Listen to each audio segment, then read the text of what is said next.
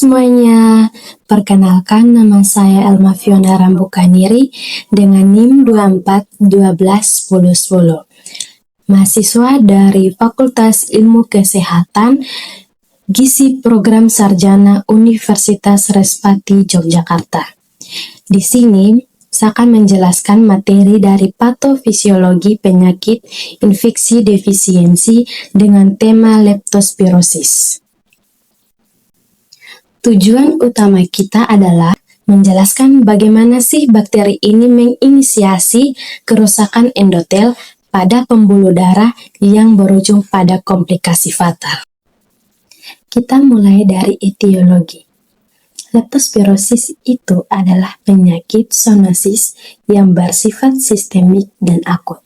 Artinya, penyakit ini menular dari hewan ke manusia. Bakteri ini seperti spiral, lincah, dan punya ujung seperti kait.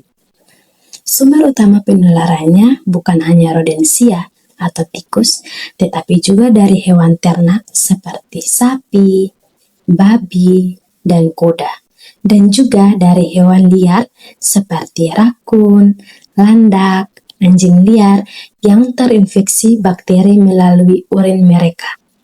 Bagaimana sih cara penularannya? Leptospirosis dikenal sebagai penyakit yang erat kaitannya dengan lingkungan kotor dan banjir. Penularannya terjadi ketika kita berkontak langsung dengan air, tanah, lumpur yang sudah tercampur dengan urin yang terinfeksi. Bakteri ini lalu masuk ke tubuh kita melalui kulit yang terluka atau selaput lendir seperti mata, mulut, dan hidung. Jadi, hati-hati saat beraktivitas di area banjir. Mekanisme patofisiologi atau perjalanan penyakit. Proses patofisiologi terjadi dalam dua fase, yang dimulai dari penyebaran bakteri hingga kerusakan organ vital. Fase yang pertama yaitu fase serangan cepat atau fase septisemik.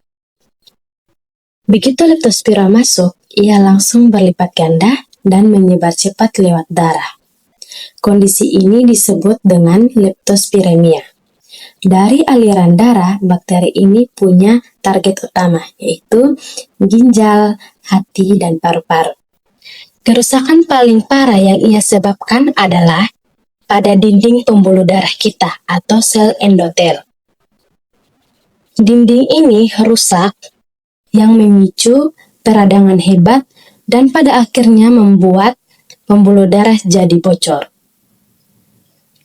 Yang kedua, fase perlawanan imun. Pada fase ini, tubuh sudah mulai membentuk antibodi.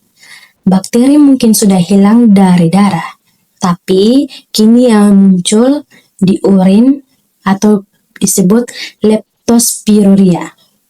Menariknya, pada fase ini justru bisa muncul peradangan baru akibat reaksi imun tubuh sendiri, contohnya radang selaput otak atau meningitis aseptik.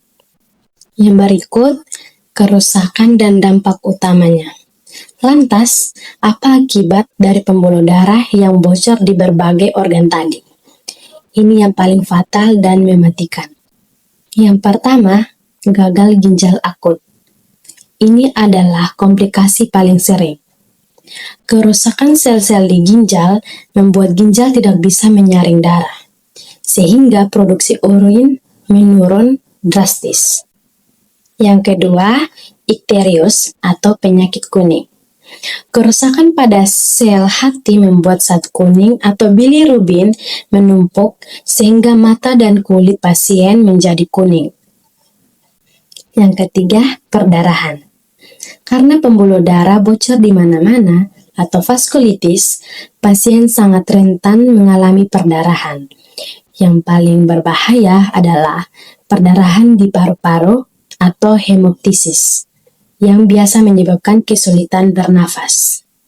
Jika pasien mengalami kondisi berat ini seperti penyakit kuning, gagal ginjal akut, dan perdarahan, maka kondisi itu disebut sindrom Weil.